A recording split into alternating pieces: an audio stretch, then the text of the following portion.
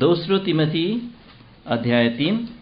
अनि तपाईहरु सबैलाई स्वागत छ, धन्यवाद छ आउनुभएकोमा। र हामीले यी दिनहरुमा चाहिँ एउटा विषयमा केन्द्रित हुँदैछौँ र साथै अरू विषयहरुमा पनि हामीले परमेश्वरको वचनबाट सिक्न पाउनेछौँ।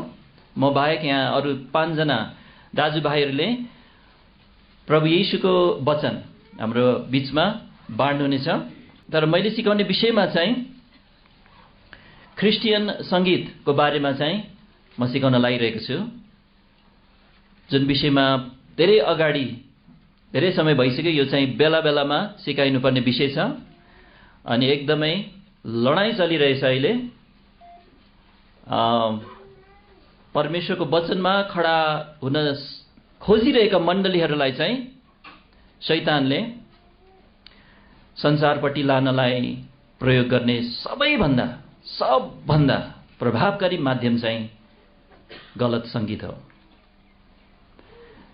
पुरै मण्डलीलाई संसारपट्टि लाने, झुट्टो शिक्षातर्फ लाने अहिलेको समयमा चाहिँ सबैभन्दा प्रभावकारी नै देखिन्छ। यो चाहिँ संगीत हो, गलत संगीत।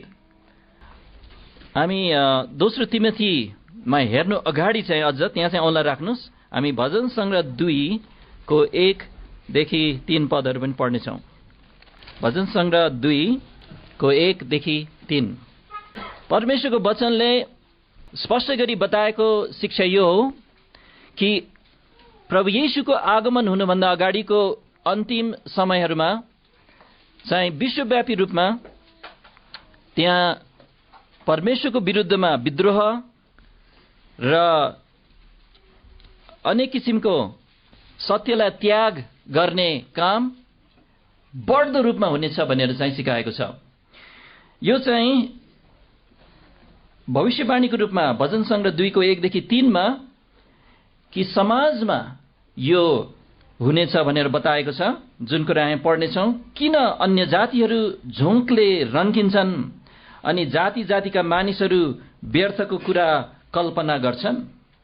परमप्रभुको विरोधमा र उहाँको अभिषिक्त जनको विरोधमा पृथ्वीका राजाहरू खडा हुन्छन् र शासकहरू आपसमा यसो भन्दै सल्लाह गर्छन्, आओ तिनीहरूका बन्धनहरू तोडिदियौं र तिनीहरूका डोरीहरू हामीबाट फालिदियौं।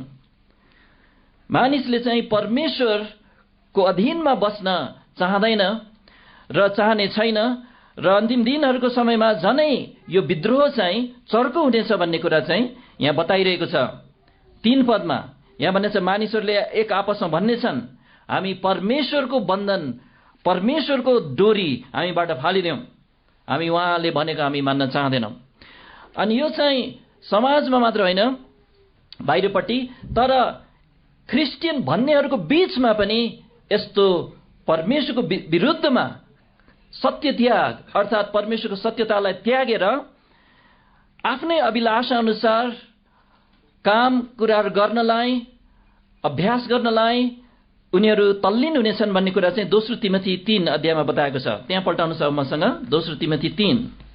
नास्तिकहरू र परमेश्वरको वचन बाइबललाई झुटो भनेर भन्नेहरूले त विरोध गर्ने छन् नै, अनि अन्तिम दिनहरूमा चाहिँ कडा हिसाबले चाहिँ यो आइरहेको छ, नास्तिकवाद इत्यादि। तर अर्कोतिर चाहिँ हामी इसाईहरू हौं भन्नेहरूको बीचमा, जहाँ चाहिँ परमेश्वरलाई आदर गरिनु पर्थ्यो, किनभने उनीहरूले चाहिँ हामी बाइबल मान्छौँ भन्छ, उनीहरूले आफूलाई क्रिस्चियन भन्छन् अनि उनीहरूले चाहिँ येशूलाई नै परमेश्वर भन्छन्, तर उनीहरूले चाहिँ यस्तो खालको क्रियाकलाप देखाउने छन् र उनीहरूको मनोभाव यस्तो हुनेछ भनेर यहाँ बताएको छ। दोस्रो तिमोथी 3 को 1 देखि 5 मा यो पनि जानिराख, अन्तिम दिनहरूमा संकटपूर्ण समयहरू आउनेछन्, किनकि मानिसहरू आफूलाई मात्र प्रेम गर्ने, पैसाको लोभी, सेखीबाज, घमण्डी, निन्दा गर्ने, बाबुआमाको आज्ञा पालन नगर्ने, बैगुनी, अपवित्र, स्वाभाविक माया नभएका, मेल गर्न नचाहने,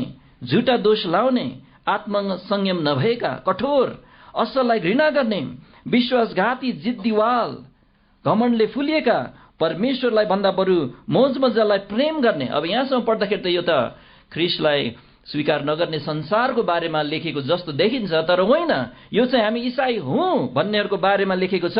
किनभने 5 पदमा लेखेको छ, भक्तिको भेष त धारण गर्ने तर त्यसको शक्ति इन्कार गर्ने हुनेछन्, यस्ताहरूबाट पर बस।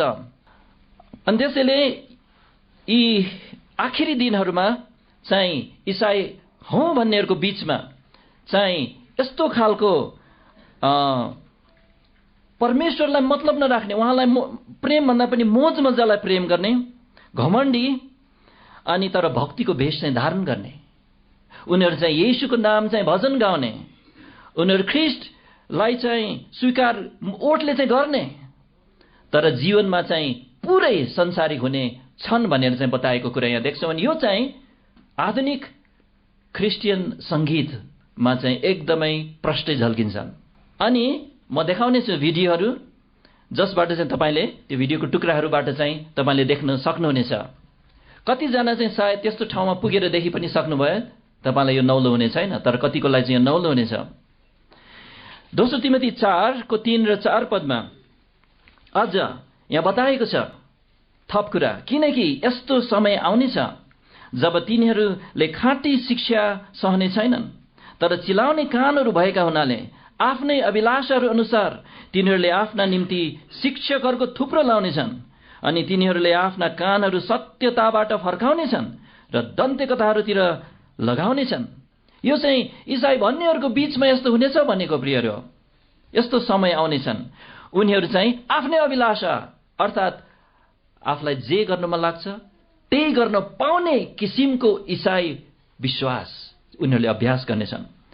उनीहरू थुप्रो शिक्षकको पछि लाग्नेछन्, सेमिनारहरू, बाइबल तालिमहरू, बाइबल कलेजहरू, अनेक खालको चर्चहरू एकदम ठुला ठुला छन् संसारमा, तर उनीहरू चाहिँ यस्ता खालको शिक्षकहरूको पछि लाग्नेछन् जसले चाहिँ उनीहरूको कान चिलाइदिन्छ अथवा उनीहरूलाई सन्चो पार्ने, उनीहरूलाई चाहिँ उनीहरूको पापबाट पश्चाताप गर्न उनीहरूलाई सिकाउने छैनन्, तर उनीहरूलाई चाहिँ फुर्काउने, उनीहरूलाई चाहिँ आनन्दित पार्ने, उनीहरूलाई चाहिँ मोज मस्तीमा डोर्याउने खालका चर्चहरू त्यहाँ हुनेछन् भनेर चाहिँ यहाँ देख्छौँ। अनि रक सङ्गीत अहिले व्याप्त रूपमा चाहिँ नेपालकै मण्डलीहरूमा चाहिँ प्रयोग हुन्छ। अनि प्राय त के भने, मैले यो पालि त मैले किन्न पनि गएन। जब यसको विषय मैले पहिला अध्ययन गर्दाखेरि चाहिँ म क्रिस्चियन पुस्तक पसलहरूमा गएर धेरैवटा ईसाई सिडीहरू किने। एउटा पनि ठिक सङ्गीत थिएन, एउटा पनि, सयौँमा एउटा सङ्गीत पनि ठिक थिएन। अनि तपाईँ भन्नुहुन्छ कसरी ठिक थिएन? अनि आज चाहिँ र भोलि चाहिँ यो अध्ययन गर्न चाहन्छौँ। अनि हाम्रो उद्देश्य के हो भने तपाईँहरूले चाहिँ गलत सङ्गीत चिन्न तपाईँले चाहिँ सकेको होस् र ठिक सङ्गीतलाई चाहिँ तपाईँले आफ्नो जीवनमा प्रयोग गर्न, अनि मण्डलीमा हामी त्यो मात्र गर्न चाहन्छौँ। परमेश्वरलाई मनपर्ने सङ्गीत, असल सङ्गीत, आत्मिक सङ्गीत, जो चाहिँ यो अन्तिम दिनहरूमा हुने सत्य त्यागले प्रयोग गर्ने खालको सङ्गीत होइन। त्यसैले हाम्रो यो अध्ययनमा चाहिँ नेपालको पहिलो मण्डलीबाट देखाउँछु म अहिले के गरिरहेछन् उनीहरूको आराधना सभामा। अनि त्यसपछि काठमाडौँको सबभन्दा सुरुको मण्डलीहरूमध्ये ठुला मण्डलीहरू, उनीहरूमा आराधना सभा कसरी चल्छ। अनि त्यसपछि उनीहरूको इतिहास हेर्ने भने 60 वर्ष मात्र भयो नेपालमा चाहिँ यसरी पोखरामा सबभन्दा पहिलो रामघाट चर्च सुरु भएको। अनि लगभग 25 वर्ष 30 वर्ष पनि भएको छैन, 25 वर्ष अगाडितिर 20-25 वर्ष अगाडि चाहिँ आमूल परिवर्तन चाहिँ सङ्गीतमा हुन थालेको, आराधना सभाहरूमा हुन थालेको। अनि हामीले देख्नेछौँ त्यो। अब हामीले चाहिँ के गर्ने त त्यो देखेर है, हामीले जाँच्नुपर्छ। पहिलो थेसलोनिकी 5 मा हामी पढ्छौँ, हामीलाई यो आज्ञा नै दिनुभएको छ। पहिलो थेसलोनिकी 5 को 21 पद, सबै कुरा जाँच। कतिवटा कुरा जाँच भनेछ? सबै कुरा जाँच। सङ्गीत पनि एउटा जाँचिनुपर्ने कुरा हो कि होइन? यस पद अनुसार भन्नुहोस् त मलाई। अलिक कमजोर हो थियो, तर हो, एकदम हो। यहाँ भनेछ सबै कुरा जाँच। त्यसपछि के भनेछ? जुन कुरा असल छ त्यसलाई बलियो गरी समातिराख। यसको माने जुन कुरा खराब छ त्यसलाई चाहिँ रद्द गर, त्यसलाई नअँगाल, प्रयोग नगर, नसुन, अरूलाई नसुनाओ, त्यस्तो एल्बम ननिकाल। सबै कुरा जाँच, जुन कुरा असल छ त्यसलाई बलियो गरी समातिराख। त्यसैले हामीले चाहिँ सिक्नु परेको छ हामीलाई जाँच्नलाई एउटै मात्र उपाय छ, त्यो चाहिँ हाम्रो आफ्नै मन अनुसार होइन, अनि हाम्रो आफ्नै मानदण्ड अनुसार होइन, अनि हाम्रो बीचमा चाहिँ सहमति गरेर पनि होइन, मान्छे मात्र हामी जाँच्ने एउटै मात्र उपाय चाहिँ हो परमेश्वरको वचन। यो चाहिँ सत्य छ। प्रभु येशूले भन्नुभयो यूहन्ना 17:17 तपाईको वचन सत्य छ। परमेश्वरले आफ्नो वचन यस्तो अद्भुत रीतिले दिनुभएको छ कि यसले सबै कुरा जाँच्न सकिन्छ। 2000 वर्ष अगाडि पावलले यो पत्र लेख्दाखेरि रक संगीत थिएन, टिभी थिएन, केटीहरूले प्यान्ट लाउने चलन थिएन, अनि त्यो बेलामा चाहिँ ऱ्याप डान्स हुँदैन थियो, ब्रेक डान्स हुँदैन थियो, अनि अनेकौं कुराहरू हुँदैन थियो। तर यहाँ चाहिँ सबै कुरा जाँच भनेको छ। त्यसैले परमेश्वरको वचन चाहिँ सबै कुरा जाँच्न पर्याप्त हुनै पर्छ। यहाँ लेखिँदाखेरि उल्लेख नभएका चिजहरू पनि जाँच्न सक्ने तरिकाले परमेश्वरले आफ्नो वचन दिनुभएको छ। किनभने परमेश्वर बुद्धिमान हुनुहुन्छ, उहाँले भविष्य जान्नुहुन्छ, सबै थोक जान्नु भएकोले उहाँले चाहिँ सिद्धान्तहरू दिनुभएको छ। यहाँ कुनै पदमा रक संगीत अथवा टिभी त्यस्तो शब्द हामी पाउनु पर्दैन, खालि त्यसलाई समेट्ने सिद्धान्त भेटे पुग्छ। अनि परमेश्वरको वचनमा चाहिँ सबै मानव जीवनको लागि आवश्यक जाँच्नको लागि सिद्धान्तहरू यहाँ छन्। एउटा सानो पुस्तिका हामीले अनुवाद गरेर छापेका छौँ, बुकलेट हो, 67 वटा जाँचहरू भन्ने। कतिजनाले त्यो देख्नु भएको छ? एकचोटि हात उठाउनुहोस् त। 67 वटा जाँचहरू। ल राख्नुहोस्। तपाईँहरूले त्यो प्रयोग गर्नुभएको छ? तपाईँको जीवनमा जब कुनै प्रश्न उठ्यो, के तपाईँले यो 67 वटा जाँचहरू गरेर जाँच्नु भयो? मैले गरेको छु। मलाई धेरै मद्दत भएको छ त्यो 67 वटा जाँच भन्ने पुस्तिकाले। प्रयोग गर्नुहोस्। जब तपाईँलाई कुनै प्रश्न हुन्छ, तपाईँलाई निश्चित हुँदैन यो ठिक हो कि बेठिक हो, तपाईँले चाहिँ त्यहाँ सयौं पदहरू हेर्न थाल्नुहुन्छ, अनि तपाईँको जीवनमा चाहिँ त्यो सिद्धान्तहरूद्वारा चाहिँ तपाईँले ठिक निर्णय गर्न सक्नुहुन्छ। पक्कै पनि अन्यलमा बस्नु पर्दैन। सबै कुरा जाँच। अनि संगीत चाहिँ एउटा कुरा हो, अनि हामीले जाँच्नुपर्छ। बाइबलमा संगीत धेरै पटक उल्लेख भएको विषय हो। फ्र्याङ्क गर्लाक भन्नेले गन्नुहुँदाखेरि चाहिँ 800 पटक भेट्नुभएछ। यहाँ डेभिड दाईले चाहिँ 500 पटक यहाँ उल्लेख गर्नुभएको छ। यहाँ गन्ती गर्ने तरिका फरक भएर हुनसक्छ, तर यहाँ देख्छौँ कि एकदम धेरै पटक संगीत उल्लेख भएको छ बाइबलमा। त्यसैले बाइबल चाहिँ संगीतको विषयमा चाहिँ चुप लागेर बसिरहेको छैन। परमेश्वरले चाहिँ मानव समाजमा यति महत्त्वपूर्ण विषय, संगीत जस्तो महत्त्वपूर्ण विषयमा चाहिँ उहाँले मार्ग निर्देशन नदिएर हामीलाई चाहिँ अन्यलमा छोड्नु भएको छैन। परमेश्वरलाई धन्यवाद होस्। त्यसैले हामी चाहिँ यहाँ 8 वटा सिद्धान्त हेर्न चाहन्छौँ, आधारभूत सिद्धान्तहरू जसद्वारा चाहिँ असल संगीत चाहिँ यस्तो हुनुपर्छ भनेर चाहिँ हामी निर्क्योल गर्न सकौँ। पहिलो चाहिँ एफएसी 5:19बाट सुरु गर्नेछौँ, अनि हामी एफएसी 5 अध्यायकै प्राय खण्डहरूबाट हेर्नेछौँ। एफएसी 5 अध्यायमा हामी पढौँ।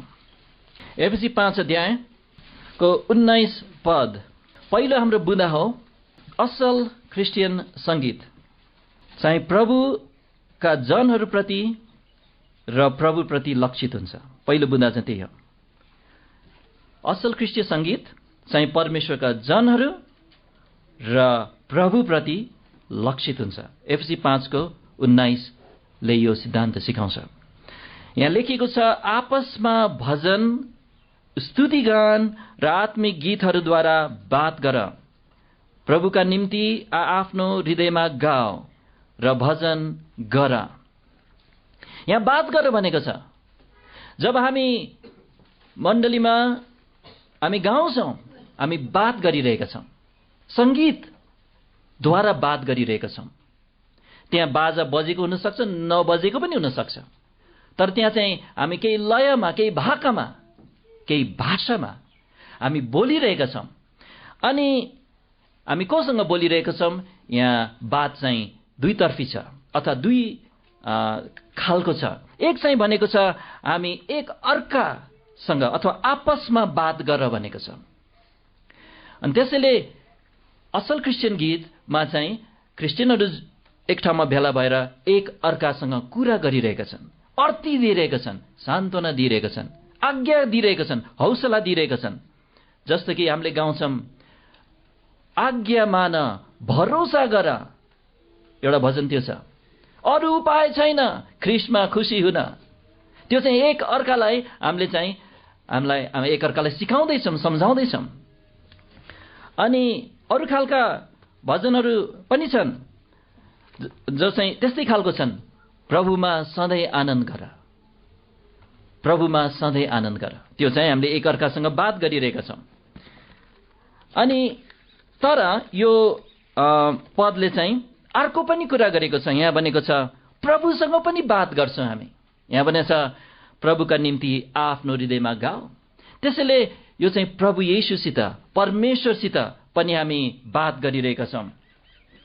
जस्तो कि हामीले भजन जब गाउँछौँ, जीवनको यात्रामा डोर्याउनुहोस् मलाई तपाईँकै बाटोमा, तपाईँकै बाटोमा। यहाँ चाहिँ हामी प्रभुसँग बात गरिरहेका छौँ, एकअर्कासँग होइन, त्यहाँ चाहिँ प्रभुसँग। अथवा 22 नम्बर, चढाउँछु प्रभु धन्यवाद आज क्रुसको त्यो प्रेमको निम्ति। हामी प्रभुसँग बात गरिरहेका छौँ। त्यसैले हामीले भजन गाउँदा सोच्नुपर्छ, अब यो भजनमा म कोसँग बात गर्दैछु। अनि त्यही तरिकाले गाउनुपर्छ। खालि स्वर निकालेर मात्र हुँदैन, मिठै स्वर भएर पनि पुग्दैन, बाजा राम्रोसँग बजेर पनि पुग्दैन। हामीले चाहिँ ठिकसँग, समझसहित, हृदयदेखि जोसँग बात गर्दैछौँ उहाँसँग बात गर्नुपर्छ। प्रभुसँग कि विश्वासीहरूसँग। के तपाईँ त्यसरी गाउने गर्नुहुन्छ? कसरी गाउने गर्नु सोच्नुहुन्छ तपाईँले? मैले प्राय अगुवाई गर्दाखेरि जहिले पनि भन्छौँ, हृदयदेखि गाउनुहोस्, सोचेर गाउनुहोस्। अनि यो सम्झाइरहनुपर्छ अगुवाई गर्नेहरूले। तपाईँहरू जसले भजन अगुवाई गर्नुहुन्छ, यो एकचोटि भनेर सम्झिँदैनन् विश्वासीहरू, तपाईँले घरिघरि भन्नुपर्छ है। अनि यो सत्यताले एकअर्कालाई चाहिँ हामीले बलियो बनाउन सक्छौँ हाम्रो भजन गाउने काममा।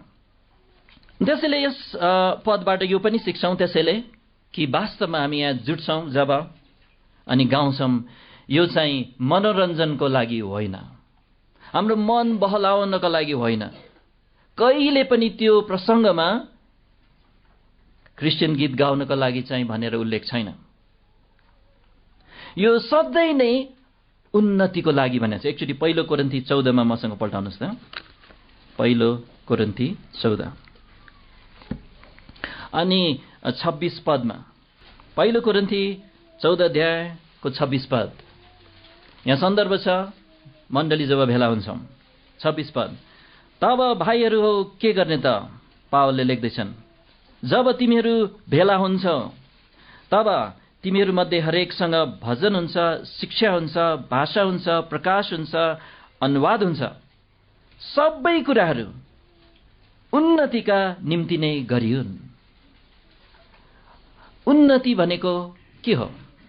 यो भनेको चाहिँ निर्माण गर्नु, अर्कोलाई चाहिँ बलियो बनाउनु, बसाल्नु बलियो जग येशू ख्रीष्टमा, उहाँको सत्य वचनमा, प्रेममा, आशामा, धैर्यमा यसरी बढाउँदै लैजानु। एक अर्काको उन्नतिको लागि हामीले गाउनुपर्छ, सबै कुरा गर्नुपर्छ। अनि गाउने काम पनि, बजाउने काम पनि, सबै भाग त्यसरी गर्नै पर्छ। कहिले पनि बाइबलमा क्रिस्चियन गीतहरू चाहिँ प्रचारको लागि भनेर हामी पाउँदैनौँ।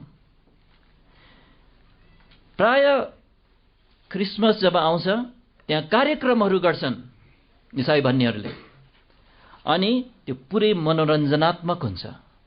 मञ्चमा त्यहाँ भयङ्कर ठुलो आवाजमा नाच्ने सङ्गीत बजिरहेको हुन्छ, चाहे त्यो पूर्वेली किन नहोस्, चाहे त्यो पश्चिमेली किन नहोस्।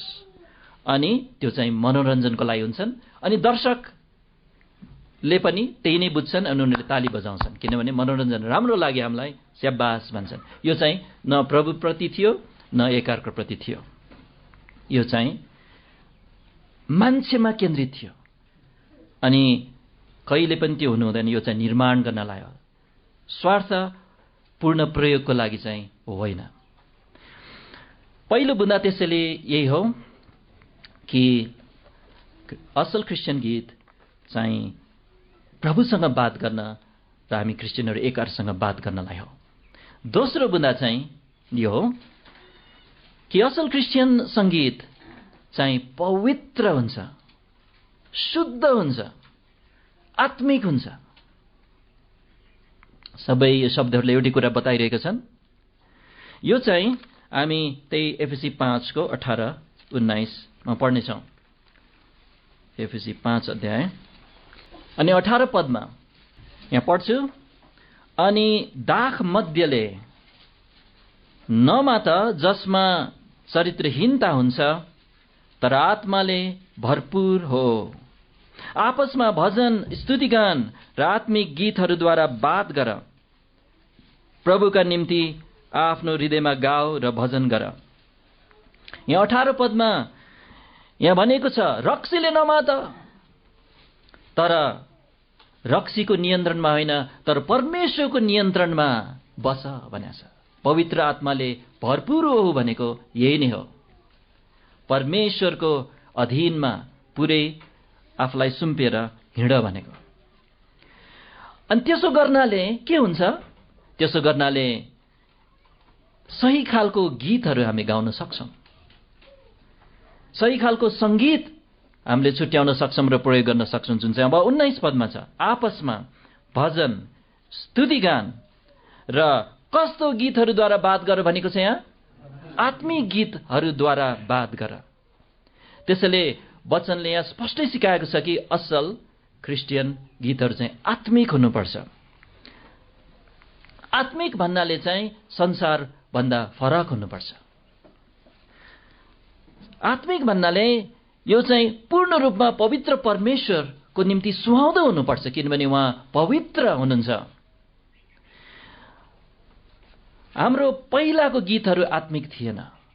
हामी मुक्ति पाउनुभन्दा अगाडि हाम्रो ती पुराना गीतहरू चाहिँ सांसारिक थिए, शारीरिक थिए, भावनात्मक थिए र परमेश्वरको विचारहरूले भरिएको र परमेश्वरतर्फ हाम्रो विचारहरू हृदयलाई लाने खालको थिएन। अनि त्यसैले हामीले मुक्ति पाएपछि चाहिँ हाम्रो मुखमा चाहिँ प्रभुले एउटा नयाँ गीत हालिदिनु भएको छ। के तपाईँको गवाई त्यस्तै छ? के तपाईँले भन्न सक्नुहुन्छ उहाँले मेरो मुखमा त नयाँ गीत हालिदिनु भएको छ? कि तपाईँ पुरानै गीतहरू गाउने सुन्ने गरिरहनु भएको छ? दाउदले त भने भजन सङ्ग्रह 40 मा एकैचोटिलाई औँला यहीँ राखेर भजन सङ्ग्रह 40 मा पल्टाउनुहोस् अनि 1 देखि 3 पदहरू। यो उसको गवाही हो। प्रभुले मेरो लागि यस्तो गर्नुभयो, म यस्तो अवस्थामा थिएँ अनि उहाँले मलाई यसरी बचाउनु भयो। अनि उसले चाहिँ भन्छ अब मेरो मुखमा एउटा नयाँ गीत छ। भजन सङ्ग्रह 40 को 1 देखि 3। मैले धीरजसँग परमप्रभुको बाटो हेरेँ र उहाँ मतिर झुक्नु भयो र मेरो पुकार सुन्नुभयो। अनि उहाँले मलाई सत्यनाशको खाडल र दलदले हिलोबाट तानेर निकाल्नु भयो र मेरा पाउहरू चट्टानमाथि बसाल्नुभयो र मेरा पाइलाहरू दृढ पार्नुभयो। अनि उहाँले मेरो मुखमा एउटा नयाँ गीत हाम्रा परमेश्वरको स्तुति हाल्नु भएको छ। धेरैले यो देख्नेछन् र डराउनेछन् अनि परम प्रभुमाथि भरोसा राख्नेछन्। नयाँ गीत भन्नाले चाहिँ यो चाहिँ आधुनिक भन्न खोजे होइन। अनि तर नयाँ कुन अर्थमा भने यो नयाँ किसिमको गीत, यो चाहिँ नयाँ चरित्रको गीत छ, अर्कै खाले छ। यो नयाँ चाहिँ त्यो अर्थमा हो। इजिकियल 44 अध्यायमा पनि मसँग पल्टाउनु होला। इजिकियलको पुस्तकको 44 अध्याय। असल क्रिस्चियन सङ्गीत चाहिँ पवित्र आत्मिक हुनुपर्छ। यो नयाँ गीत चाहिँ आत्मिक गीत हो प्रियहरू। यो चाहिँ एउटा उद्धार पाएको व्यक्तिको गवाईको गीत हो।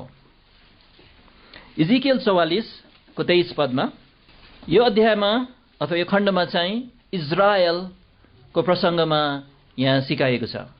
इजरायल जातिको बीचमा त्यहाँ शिक्षकहरू हुन्थे, जस्तो मण्डलीमा पनि शिक्षकहरू हुन्छन्। अनि इजरायलमा उनीहरूको शिक्षकहरू चाहिँ उनीहरूका पुजारीहरू थिए, हारूनका सन्तानहरू। अनि उनीहरूको एउटा जिम्मेवारी यहाँ बताइएको छ, जुन चाहिँ अहिलेको शिक्षकहरूको जिम्मेवारी पनि उही नै हो। इजिकियल 44 को 23 पदमा एउटा कुरा, यहाँ असल सङ्गीत कस्तो हुन्छ भनेर बुझ्नलाई खराब सङ्गीत कस्तो हुन्छ पनि मैले देखाउनु परेको छ। त्यसैले कति चाहिँ मैले खराब सङ्गीत कस्तो हुन्छ भनेर देखाइरहेको हुन्छ। असल सङ्गीत चाहिँ एउटा उदाहरणको लागि चाहिँ अहिले तपाईँहरूले गाउनु भएको र बजाउनु भएको तरिका, यही बाजालाई बेठिक तरिकाले बजाउन सकिन्छ, यही गिटारलाई नचाउने तरिकाले, यही पियानोलाई नचाउने शरीर हल्लाउने प्रकारले बजाउन सकिन्थ्यो। उहाँहरूले त्यसरी बजाउनु भएन, सायद आउँदैन पनि होला, प्रभुलाई धन्यवाद होस्। तर यहाँ खराब सङ्गीत कस्तो हुन्छ पनि हेर्नु परेछ। यो चाहिँ रामघाट चर्च पोखरामा, यो पहिलो मण्डली हो नेपालकै।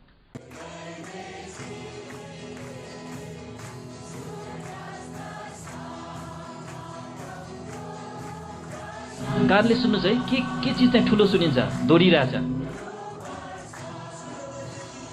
यो चाहिँ ज्ञानेश्वर मण्डलीको आराधना सभा, उहाँहरूले त टिभीमा प्रसारण गर्नुहुन्छ, अनि मैले चाहिँ युट्युबबाट सानो टुक्रा झिकेको थिएँ।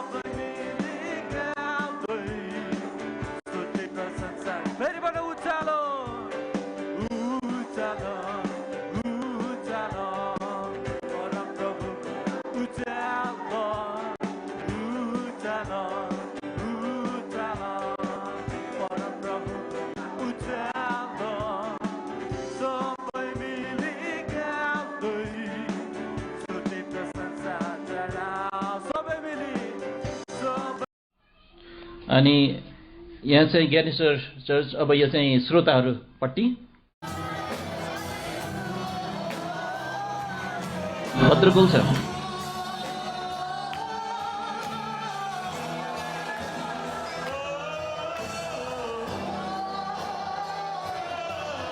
यो चाहिँ पाटन मण्डली कोइनोनिया।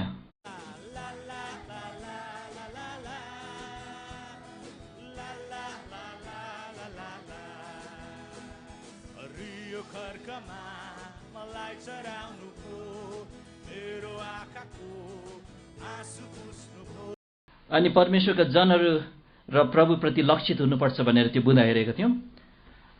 तर आधुनिक इसाई सङ्गीत र सङ्गीतकारहरूको चरित्र बेग्लै छ। यो चाहिँ हेप्जिबा ब्यान्ड, एकदमै सायद प्रख्यात ब्यान्डहरूमा पर्छ, क्रिस्चियन ब्यान्ड।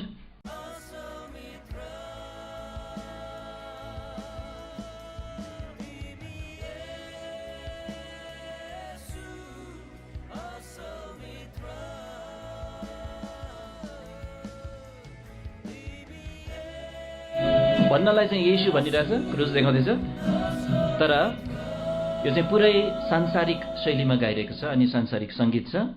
यो चाहिँ कलाकारहरू केन्द्रमा छन्। अनि अर्को भिडियो चाहिँ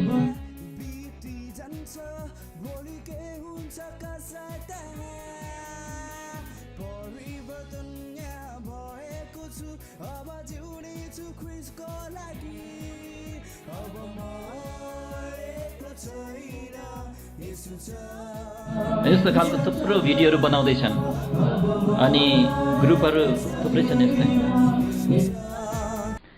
अनि इजिकियल 44 को यो खण्डमा हामीले हेर्दैछौँ, शिक्षकहरूले मण्डलीमा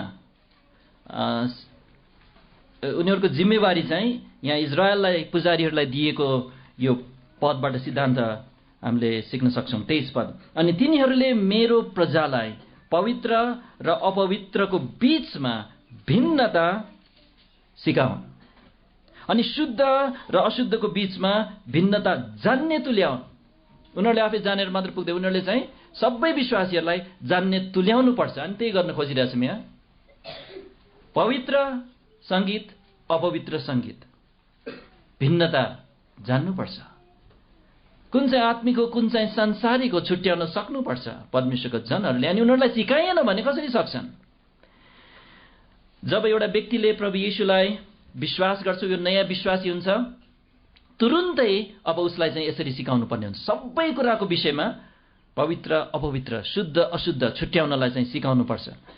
तर मण्डलीहरूमा यसरी सिकाइरहेको छैन। अधिकांश मण्डलीहरूमा प्रचारकहरूले उनीहरूको मुख्य काम नै यही हो। तर यो नसिकाउँदा के हुन्छ? विश्वासीहरू यदि साँच्चै प्रभुलाई पाएका हुन् भने उनीहरूले चाहिँ संसारले जे जे उनीहरूलाई दिइरहेछ त्यही उनीहरूले खान चाहन्छन्। सानो बच्चाहरूले जस्तै जे उनीहरूले दिन्छ त्यही सुन्न थाल्छन्। जे हेर्ने कुरा छ त्यही हेर्न थाल्छन्। एउटा नयाँ क्रिस्चियनले के जानेको छ? जानेको छैन। अनि उसलाई सिकाइनुपर्छ। अनि प्रचारकको काम यो हो। पहिलो कुरो। अनि त्यसैले गर्दाखेरि चाहिँ भिन्नता राख्न सिकाउनु परेछ। अनि यदि यो सङ्गीतको सम्बन्धमा भिन्नता राख्न सिकाइएन, हामीले जानेनौँ भने चाहिँ अब केहीले पनि कुनै कुरामा पनि हामीले छुट्याउन नसक्ने हुन्छौँ भन्ने कुरा चाहिँ इतिहासले देखाउँछ। र धेरै यस सम्बन्धी विज्ञहरूले उहाँहरूको लामो अध्ययनबाट चाहिँ यो निष्कर्ष निकाल्नु भएको छ। सङ्गीतमा छुट्याउन सकेन भने त्यसपछि केहीमा पनि छुट्याउन सक्दैन। पहिरन बिस्तारै संसारिक हुन थाल्छ। अनि त्यसपछि मण्डलीमा स्त्रीहरूले प्रचार गर्न सिकाउँदैन, त्यसमा परिवर्तन हुन थाल्छ। पहिला त्यस्तो थिएन नेपालको मण्डलीहरूमा जब सुरु भयो। अहिले सबै चलिरहेको छ। सबै सांसारिक र गलत अभ्यासहरू झन्झन, अनि यो चाहिँ झन्झन बढ्दै जान्छ, बढेको बढाइ। अनि अर्को कुरा चाहिँ आत्मिक भन्नाले चाहिँ शारीरिक होइन। पहिलो कोरिन्थी 3:1 पल्टाउँ। शारीरिकको उल्टो। पहिलो कोरिन्थी 3:1 पहिलो कोरिन्थी 3:1 पावलले कोरिन्थका विश्वासीहरूलाई उनीहरूको बीचमा भएको धेरै गल्तीहरूलाई सुधार्नको लागि यो पत्र लेखेका हुन्। उनीहरू चाहिँ आत्मिक रूपमा बच्चाहरू जस्ता थिए। अनि तसर्थ उनीहरू आत्मिक थिएनन्, उनीहरू शारीरिक थिए भन्ने कुरा यहाँ पढ्छौँ। पहिलो कोरिन्थी 3:1। अनि हे भाइहरू हो, आत्मिक मानिसहरूसँग बोले चाहिँ मैले तिमीहरूसँग बोल्न सकिनँ, तर शारीरिकहरूसँग अर्थात् ख्रिस्टमा दुधे बालकहरूसँग झैँ गरी बोले। अनि त्यसैले शारीरिक हुनु हुँदैन, अर्थात् पाप स्वभावलाई खुवाउने, पाप स्वभावलाई मनपर्ने खालको सङ्गीत चाहिँ हामीले प्रयोग गर्न मिल्दैन पवित्र परमेश्वरको उपासना गर्नलाई अनि एकअर्काको उन्नति गर्नको लागि। त्यो नमिल्ने कुरा हो। अनि ती कुराहरू चाहिँ हामी चाहिँ अध्ययनहरूमा चाहिँ अझ विभिन्न उदाहरणहरूले हेर्नेछौँ। केले शारीरिक बनाउँछ है इत्यादि। तर हामी तेस्रो बुँदामा जाउँ। असल क्रिस्चियन सङ्गीतले चाहिँ लयलाई प्रमुख स्थान दिएको हुन्छ। अनि यसको लागि चाहिँ फेरि एफएसी 5:19 जानेछौँ। त्यो एउटै पदमा हामीले चाहिँ 3वटा सिद्धान्तहरू देख्छौँ असल क्रिस्चियन सङ्गीतको बारेमा। एफएसी 5:19 आपसमा भजन, स्तुतिगान र आत्मिक गीतहरूद्वारा बात गर, प्रभुका निम्ति आफ्नो हृदयमा गाओ। अब हाम्रो नेपाली बाइबलमा चाहिँ छ्याङ्गै यो देखिँदैन। यहाँ गाओ भनेर अनुवाद गरेको छ, जुन चाहिँ अङ्ग्रेजीमा मेलोडी भनेर, मेकिङ मेलोडी भनेर चाहिँ अनुवाद गरेको छ। अनि त्यसलाई चाहिँ ठेट रूपमा भन्ने भने त्यसलाई लय भनिन्छ, लय। त्यसैले लयलाई चाहिँ यहाँ यसरी पवित्र आत्माले स्पष्ट उल्लेख गर्नुभएको छ। अब एउटा कुरा जान्नुपर्छ कि सङ्गीत वास्तवमा तीनवटा भाग मिलेर बनेको हुन्छ। लय चाहिँ एउटा हो, अनि दोस्रो चाहिँ के अरे हार्मोनी भन्छ, अङ्ग्रेजी शब्द नै प्रयोग गर्छु म। हार्मोनियम त सुन्नु भएको छ नि तपाईँले, जसमा चाहिँ 2-3वटा अनि अझ थुप्रैवटा दबाएर एकैचोटि विभिन्न स्वरहरू निकाल्न सकिन्छ। अनि 3-4वटा स्वर मिलेर पनि मिलेको सुनिन्छ, त्यसलाई हार्मोनी भनिन्छ है। त्यो चाहिँ दोस्रो कुरा हो। अनि तेस्रो चाहिँ बिट अथवा ताल हो, त्यो धड्कन जसको एउटा नियमित चालमा त्यो चल्नुपर्छ। तर यी 3वटामा सबैभन्दा महत्त्वपूर्ण चाहिँ लय हो।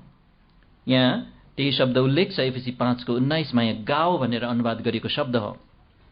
अनि लय चाहिँ त्यो भाग हो सङ्गीतको जुन भाग चाहिँ हामीले गुनगुनाउन सक्छौँ। सायद तपाईँले कुनै भजन एकदमै आशिषपूर्ण भइरहेको छ अथवा सम्झना आइरहेको छ भने तपाईँ उठ्दाखेरि पनि तपाईँ त्यो मनमा खेलिरहेको हुन्छ त्यो भाका है। अनि त्यो लय हो है, अनि त्यो चाहिँ सरल ट्युन हो, त्यो गीतको ट्युन अथवा बोल पनि भनिन्छ।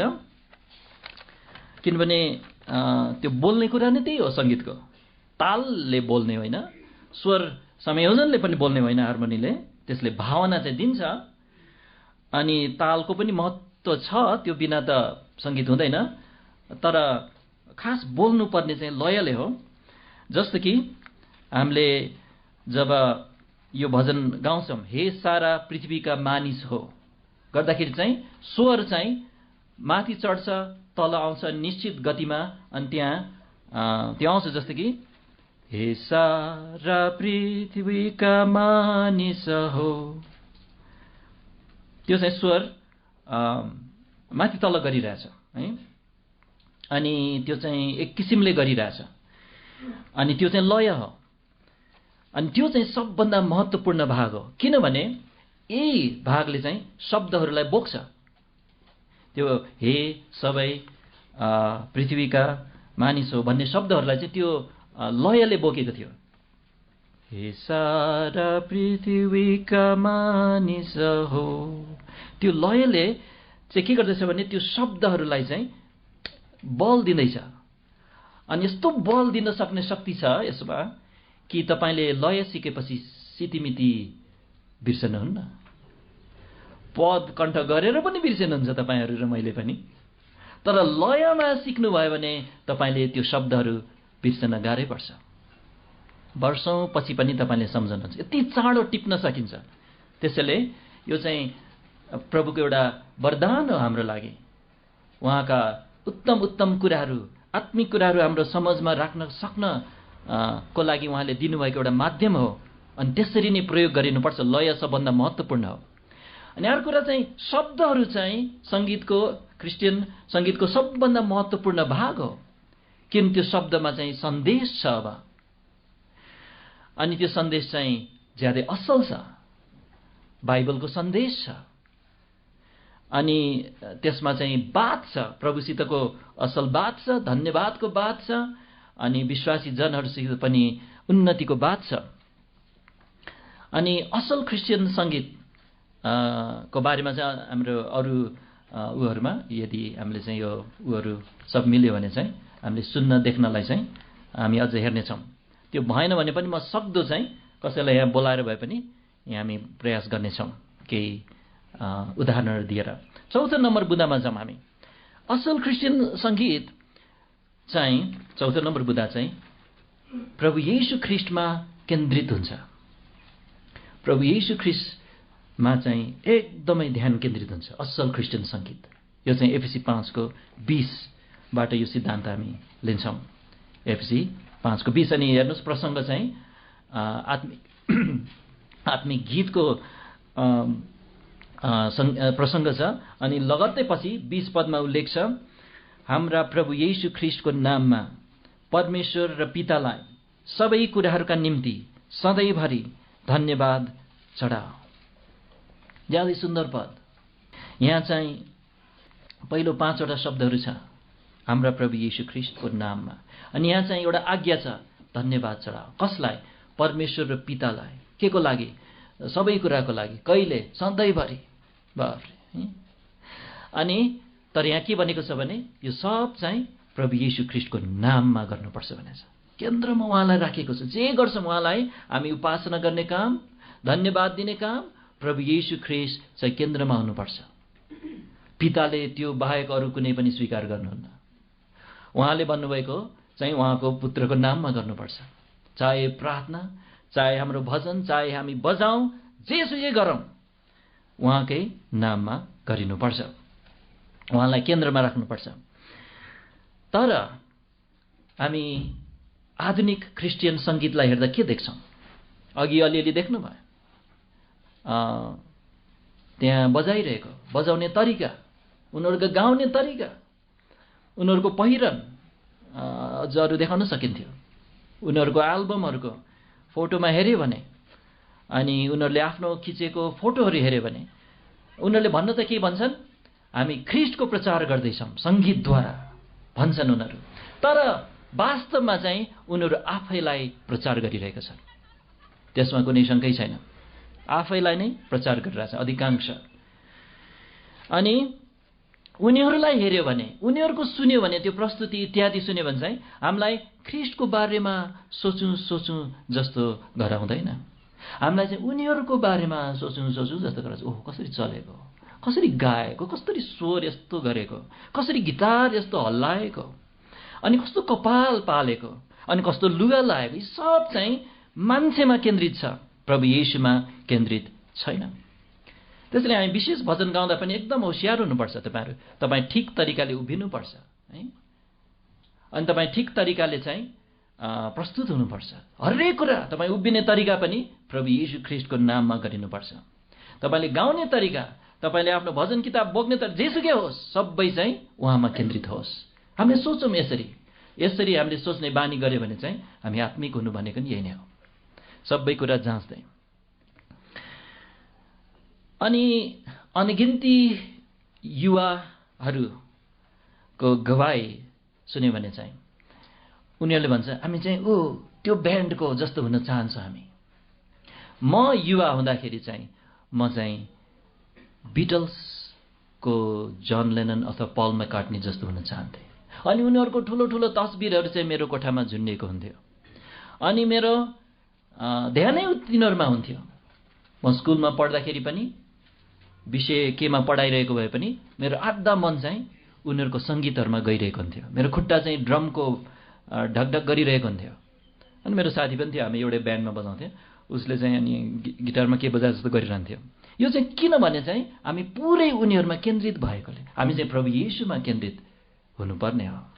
अहिले हामी नयाँ गीत गाउनेहरू, तर यो अहिले आधुनिक इसाई सङ्गीतकारहरूको सवालमा र इसाई सङ्गीतको प्रयोगको बारेमा हेर्ने भने चाहिँ उनीहरूलाई कलाकारको रूपमा हेर्छन्। यहाँ कर्णदासको एउटा फोटो छ। कर्णदास, तपाईँले नाम पनि सुन्नु भएको छैन होला, तर ऊ चाहिँ क्रिस्चियन परिवारमा हुर्केको भन्छन्। उसको अन्तर्वार्ता मैले अस्ति सुनिरहेको थिएँ। म कसरी मुक्ति पाएको भन्दाखेरि चाहिँ त्यहाँ त स्पष्ट गवाही नै छैन है। मलाई कोहीले त सुनायो होला नि, मलाई कसैले सुनाएन एकदम होइन। म त सानैदेखि चर्चमा गएको है, आराम साथ भनिरहेछ। अनि एउटा फोटो छ मेरो त्यहाँ देखाउनु पायो भने, क्रिस्चियन आइडल लेखेको छ, IDOL भनेको त मूर्ति हो। अनि उसलाई चाहिँ मूर्ति भनिरहेछ। भनेपछि युवाहरूको मूर्ति रहेछ। युवाहरूको सबैभन्दा उनीहरूको आदर्श, उनीहरू त्यो जस्तो बन्न चाहन्छन्। अनि त्यहाँ अर्को शब्द छेकिएको छ लास्टमा, त AN छ, सायद क्रिस्चियन आइडल भनेको होला, थाहा छैन। अनि आइमाहरूमा अन्जु पन्त, ऊ चाहिँ क्रिस्चियन बन्यो रे है। उसको गवाई पनि स्पष्ट छँदै छैन, मैले उसको गवाई सुने है। तर प्रख्यात छन् उनीहरूलाई चाहिँ क्रिस्चियन भनेर चाहिँ उनीहरूलाई चालिरहेका छन्। अनि उनीहरूको कन्सर्टहरूमा चाहिँ उनीहरूलाई झन्डै पूजा गर्ला जस्तो गर्छन्। तर हाम्रो सङ्गीत चाहिँ प्रभु येशू ख्रिस्टमा केन्द्रित हुनुपर्छ। यो चाहिँ हो असल क्रिस्चियन सङ्गीत। 5 नम्बर बुँदामा चाहिँ हामी हेर्छौँ कि असल क्रिस्चियन सङ्गीत वास्तवमा एउटा अधीनतामा रहेको आत्माद्वारा निस्कने कुरा रहेछ। अधीनतामा रहेको आत्माबाट प्रस्फुटन हुने कुरा चाहिँ आत्मिक सङ्गीत हो। यो चाहिँ एफएसी 5 मा हामी 21 पदबाट केही पदहरू हेर्नेछौँ। लगत्तै यही सन्दर्भमा आइरहेको छ। अनि 21 पदमा हामी यहाँ पढ्छौँ, परमेश्वरको डरमा एक अर्काको अधीनतामा आफूलाई सुम्प। अधीनतामा है, अधीनता। अनि अरू पदहरू पनि छन्। त्यसपछि परिवारको सवालमा, पति पत्नीको सवालमा 22 पद, हे पत्नीहरू हो प्रभुको अधीनमा रहे चाहिँ आफूलाई आफ्ना पतिको अधीनमा सुम्प। अब त्यसपछि नानीहरूलाई 6 अध्यायको 1 पद, तिमी नानीहरू छौ, यहाँ बाबुहरू छौ, हे नानीहरू हो, प्रभुमा आफ्ना बाबु आमाको आज्ञा पालन गर, किनकि यो उचित छ। आफ्ना बाबु र आमालाई आदर गर, जो चाहिँ प्रतिज्ञा सहितको पहिलो आज्ञा हो। अनि 5 पदमा यहाँ दासहरूलाई, अर्काको निम्ति काम गर्नेहरूलाई यहाँ भनेको छ, हे दासहरू हो, शरीर अनुसार जो तिमीहरूका मालिकहरू छन्, तिनीहरूका आज्ञा ख्रीष्टलाई गरे झैं तिमीहरूको हृदयको सच्चाइमा डराउँदै र कामदै पालन गर। साँचो क्रिस्चियन विश्वास यस्तो हुन्छ, अधीनताको आत्मा हुन्छ। छ त्यस्तो बुवा आमाहरूप्रति अधीनताको आत्मा, अनि अगुवाहरूप्रति अधीनताको आत्मा। अनि किन उहाँहरूप्रति अधीनताको आत्मा? किनभने परमेश्वरको अधीनमा रहेकोले। त्यो उडाउ पुत्र चाहिँ राम्रो उदाहरण हो अधीनताको आत्मा कस्तो हुन्छ भन्ने। पहिला त ऊ विद्रोहको आत्मा लिएर, स्वार्थी आत्मा लिएर, अनि बुवालाई चोट पुर्याउने, मतलबै नराख्ने आत्मा लिएर चाहिँ घरबाट हिँडेको थियो। तर ऊ चाहिँ पश्चाताप गर्यो, अनि ऊ फर्क्यो, अनि उसको आत्मा चाहिँ एकदमै अधीनताको आत्मा थियो, पश्चातापी आत्मा थियो। परमेश्वर, मैले तपाईँको विरोधमा पाप गरेको छु, बुवा तपाईँको विरुद्धमा मैले पाप गरेको छु। त्यस्तो आत्माबाट चाहिँ आत्मिक गीतहरू आउँछ। साँचो क्रिस्चियन सङ्गीतको चरित्र चाहिँ यही हुन्छ, अनि तपाईँले चाहिँ छुट्याउन सक्नुहुन्छ। तर रक सङ्गीत जुन चाहिँ अहिले चर्चहरूले प्रयोग गरिरहेका छन्, रक सङ्गीत चाहिँ अधीनताको आत्मा होइन। रक सङ्गीत चाहिँ वास्तवमा विद्रोहको आत्मा हो। उनीहरूले नै भन्छन् विद्रोहको आत्मा हो। मलाई कसैले मलाई यो गर त्यो नगर मलाई नभन, है, मलाई जे मन लाग्छ म त्यही गर्छु, त्यस्तो आत्मा हो। अनि त्यो सबै चाहिँ त्यसैले आफूमा केन्द्रित छ।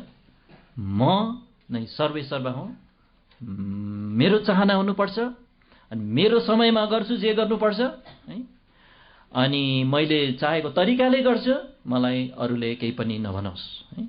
यो चाहिँ सुरुदेखि नै जब रक सङ्गीत, यो चाहिँ झन्डै 65-70 वर्ष हुन लाग्यो रक सङ्गीतको उदय भएको, उद्भव भएको। 1950 को दशकमा हो यो सुरु भएको। अनि सुरुदेखि नै यसको आत्मा चाहिँ विद्रोहको र म के चाहन्छु, म जे चाहन्छु त्यही गर्छु, अभिलाषा चाहिँ यसको मुख्य आत्मा हो। अनि त्यसैले यस्तो खालको सङ्गीत चाहिँ ले के गर्छ भने, हामी विश्वासी हौँ भने हामीसँग भएको पाप स्वभावलाई चाहिँ विद्रोहमा उत्साह दिन्छ। त्यही गर्छ यो सङ्गीतले चाहिँ। यसमा अलिकति पनि शङ्का छैन, अलिकति पनि।